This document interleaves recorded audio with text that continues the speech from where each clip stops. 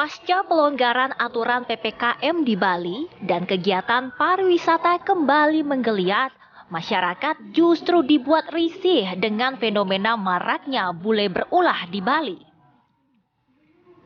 Dari mulai banyaknya pelanggaran lalu lintas yang dilakukan wisatawan asing, hingga beberapa turis yang diketahui bekerja atau membuka usaha di sektor jasa dan UMKM.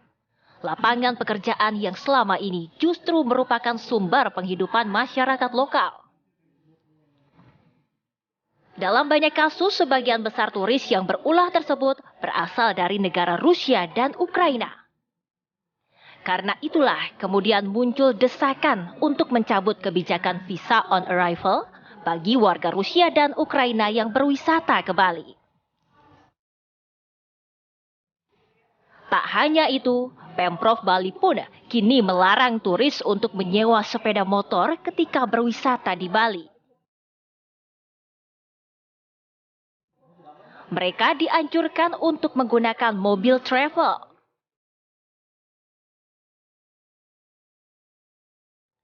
Mengapa belakangan ini marak kejadian bule berulah di Bali?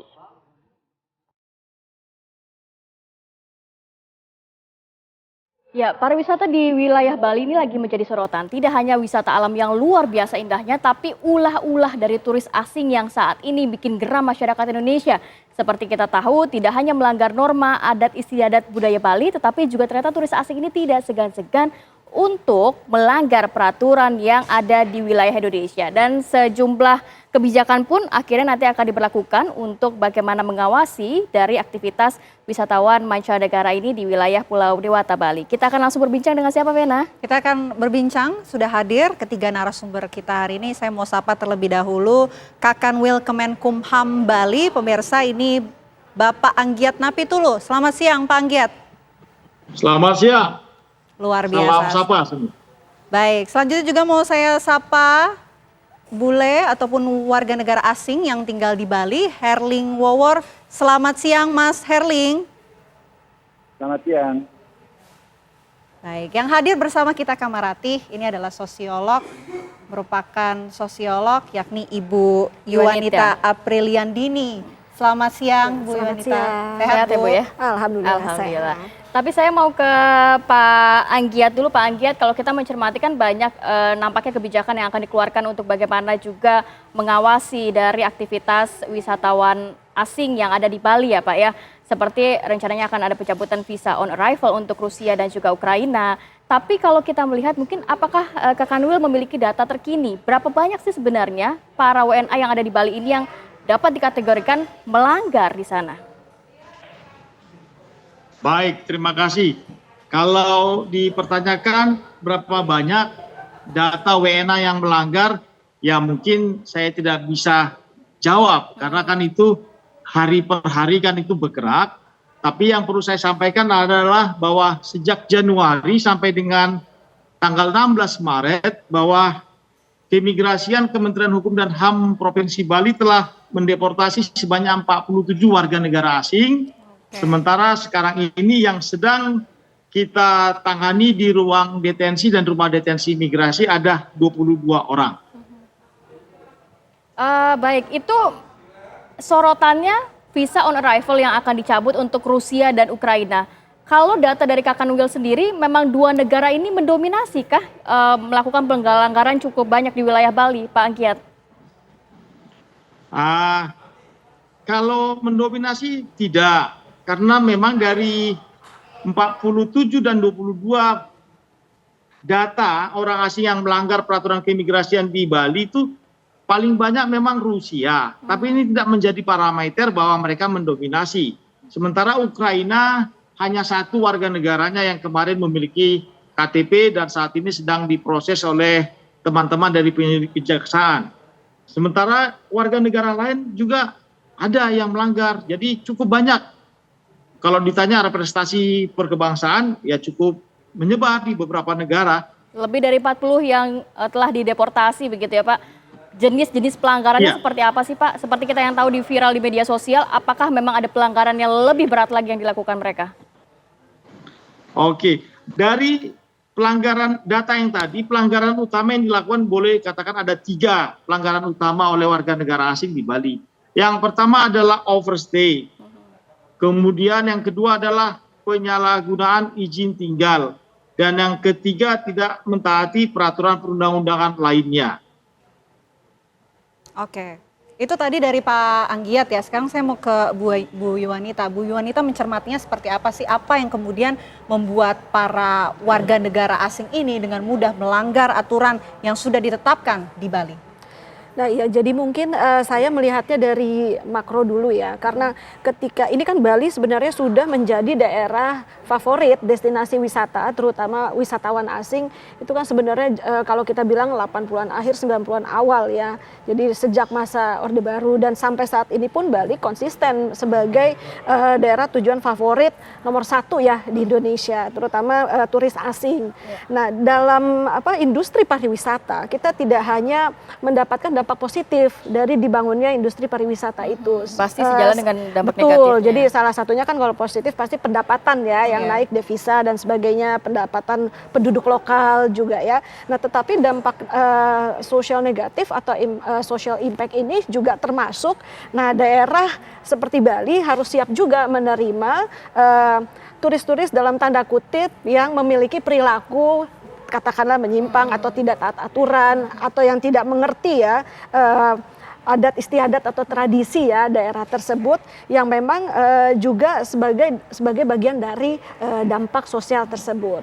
Nah masalahnya adalah kalau pelanggaran aturan, norma ya dan nilai-nilai yang ada di Bali ini sudah sangat mengkhawatirkan ya. Dalam artian kok semakin banyak sih, semakin masif atau semakin berani kepada aparat hukum kita.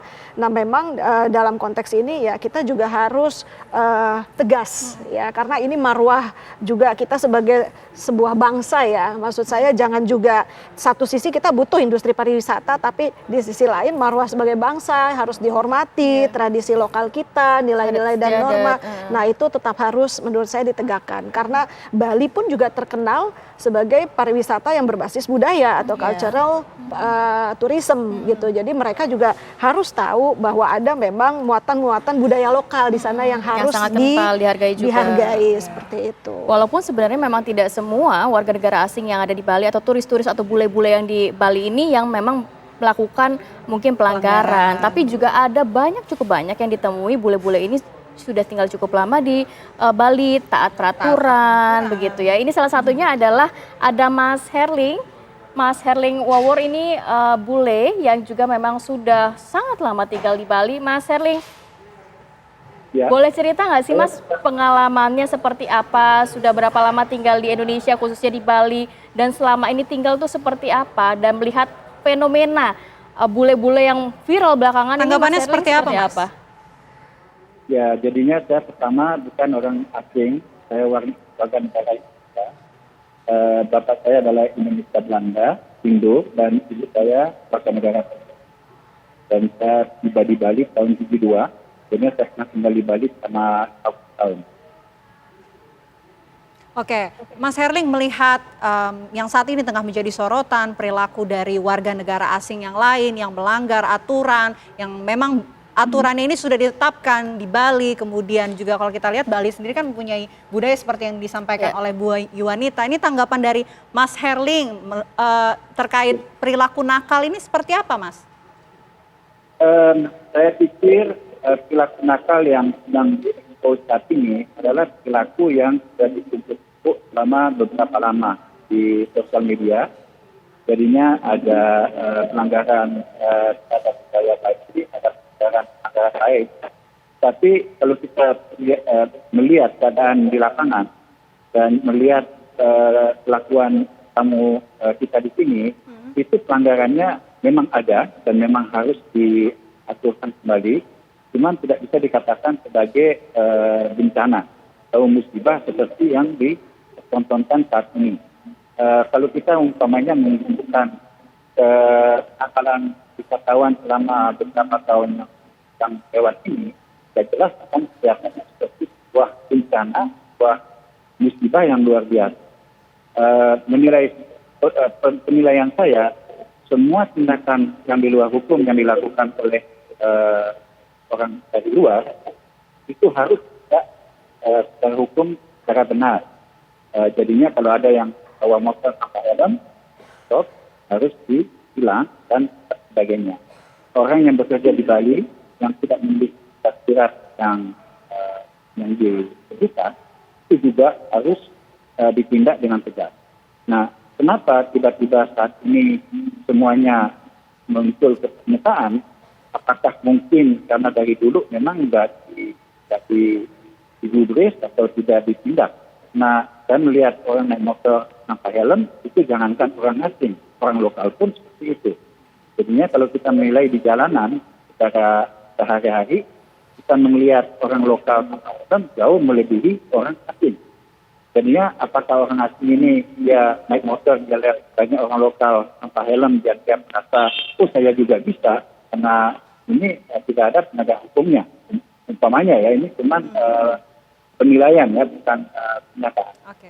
Jadinya saya pikir selama beberapa hari terakhir ini, mulai ada rahasia kepolisian, saya lihat saya lewat kampus, sudah nggak ada semua asing yang tanpa helm, cuma dua. Nah, kita akan hukum atau masalah ini dibuat di bawah permukaan, langsung orang tamu kita itu langsung ditutup. Ya, jadi mereka langsung menggunakan helm dan sebagainya. Jadinya dari helm itu satu persoalan, sekarang masalah SIM. Kenapa ada orang asing yang bisa naik motor tanpa memiliki SIM? Itu sesuatu yang aneh buat saya, karena kalau orang yang memiliki rental, dia menyewakan motor, harusnya kan ada surat-surat yang mengizinkan dia membawa motor. Nah, ini hal-hal yang dimana kita boleh salahkan ya, untuk salahkan tamu-tamu yang melakukan kesalahan. Nah, kita harus naik tangga sampai kenapa bisa terjadi. Oke, baik Mas Herling, Mas Anggiat dan juga Bu Yuwanita, kita tahan dulu dialognya. Apa kabar Indonesia Siang? Harus jeda terlebih dahulu. Kita akan melanjutkan dialognya. Kamarati, usai jeda. Tetap bersama kami. Anda kembali di Apa Kabar Indonesia Siang. Kita akan lanjutkan dialog kita siang hari ini bersama ketiga narasumber. Tapi saya mau balik ke Mas Herling terlebih dahulu. Mas Herling, ini kan Mas Herling menyebutkan sudah tinggal ya di Indonesia, tepatnya di Bali selama puluhan tahun, Mas. Tapi status dari Mas Herling sampai saat ini apakah masih warga negara asing atau warga negara Indonesia, Mas, sebetulnya? Saya belum pernah menjadi warga negara asing. Jadi warga negara Indonesia ya, Mas ya? Ya, jadinya kakek saya tahun 45 diberikan paspor oleh di Belanda karena itu hari kemerdekaan RI. Dalam paspor tersebut ada 4 anak termasuk istri, dan salah satu anak itu adalah bapak saya. Dan dari situ waktu saya masuk kecil, saya masuk paspor bapak saya yang WNI dan sampai hari ini WNI. Dan sejak itu ya saya menanjur dapat KTP dan lain-lain, dan belum pernah seperti ini status warga negara asing.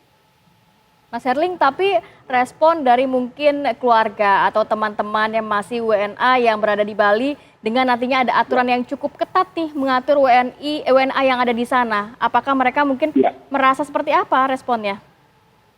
Sangat setuju. Jadinya mereka, saya banyak adik-adik saya yang lahir di Bali ya. Tapi mereka adalah WNA, memiliki usaha di Bali, membantu menjadikan Pulau Bali ini salah satu destinasinya. Mereka juga setuju dengan aturan-aturan yang ada. Jadinya tidak ada tawanan yang berarti, terutama orang asing yang hidup dan tinggal di Bali. Baik, saya mau ke Pak Anggiat. Pak Anggiat, tadi Anda mengatakan ada beberapa pelanggaran, salah satunya adalah penyalahgunaan izin tinggal, bahkan justru bekerja dan mencari kehidupan dan juga mencari makan lah ibaratnya di Pulau Dewata Bali. Nah, nantinya akan seperti apa untuk turis-turis yang seperti ini, Pak Anggiat? Baik, jadi kan sudah jelas berdasarkan regulasinya bahwa turis itu tidak diizinkan melakukan pekerjaan apapun selama statusnya di Indonesia sebagai turis. Kalau memang mereka bertemu atau kita ketahui pasti akan dikenai tindakan administratif keimigrasian, ya finalnya dalam bentuk deportasi. Bagi warga negara asing, kalau ingin bekerja di Indonesia semua sudah ada koridornya, tentunya mendapat izin kerja dari kementerian terkait, mau jadi investor juga demikian. Jadi kalau memang sebagai turis, ya berwisata saja. Demikian. Cukup banyak nggak Pak data dari mungkin Kanwil sendiri terkait banyaknya yang juga mencari kerja, baik mungkin UMKM kah ataupun bekerja yang informal di sana? Jadi bekerjanya apakah formal maupun informal, selama dia memiliki visa atau izin tinggalnya hanya berupa kunjungan sebagai wisata, tetap tidak diizinkan. Karena bekerja formal seperti saya katakan sebelumnya ada izinnya dari kementerian terkait. Sementara bekerja informal ini yang definisinya sangat istilahnya sangat luas ya. Nanti kalau kita beri kesempatan wisatawan diperbolehkan melakukan pekerjaan yang informal, nanti masyarakat Indonesia sendiri yang rugi. Karena ada sejumlah peluang ekonomi bagi masyarakat Indonesia di sektor informal. Kalau kita buka juga bagi turis, ya masyarakat kita yang akan dirugikan, dan ini tidak baik. Pak Anggiat, lantas kebijakan apa yang nantinya akan diberlakukan Pak secepat-cepatnya untuk turis asing ini Pak? Kebijakan yang pertama ya kami sendiri dari jajaran Kemenkumham dalam hal ini imigrasi melakukan sosialisasi masif ke seluruh sentra-sentra pariwisata yang ada di Bali. Kami mengingatkan apa izin dan apa yang boleh dan tidaknya sebagai wisatawan asing. Yang kedua, kami mendorong kepada stakeholder terkait yang ada di Bali bahwa mereka juga memiliki payung hukum. Ayo lakukan sosialisasi yang sama agar turis-turis itu juga jangan kita take it for granted bahwa mereka tahu regulasi semuanya. Kita juga harus sosialisasi mana yang do-don't-nya. Dan yang ketiga, ya kita berkolaborasi akan melakukan operasi bersama sehingga nantinya ada frekuensi penertiban yang tidak seperti waktu-waktu sebelumnya. Oke, itu saran dari yang nanti akan diterapkan ya dari Kak Kanwil. Saya mau ke Bu Yuanita, ini saran dari apa menurut Anda atas peristiwa ini agar warga negara asing ini tidak akan mengulangi kesalahan yang melanggar aturan yang sudah ditetapkan di Bali. Saran apa yang bisa Anda berikan? Ya, jadi saya setuju ya bahwa sosialisasi itu penting, terutama memang turis-turis itu kan memang tujuannya adalah rekreasi bukan bekerja, jadi aturan itu udah jelas. Nah kemudian yang tipe turis yang menginap di guest house ya atau misalnya di homestay punya warga, dia kan memang bercampur ya dengan warga sekitar. Nah mungkin dari pemilik homestay ya dia juga bikin kayak pamflet atau apa namanya guidance ya, things to do, things do not gitu ya. Jadi yang terkait dengan nilai-nilai lokal masing-masing nih ya, daerah di Bali kan beragam. Jadi seenggaknya mereka juga dapat sosialisasi tersebut. Oke. Baik, terima kasih banyak Ibu Yuanita, terima kasih banyak Pak Agita juga Mas Herling, terima kasih banyak atas waktunya di Apa Kabar Indonesia siang hari ini.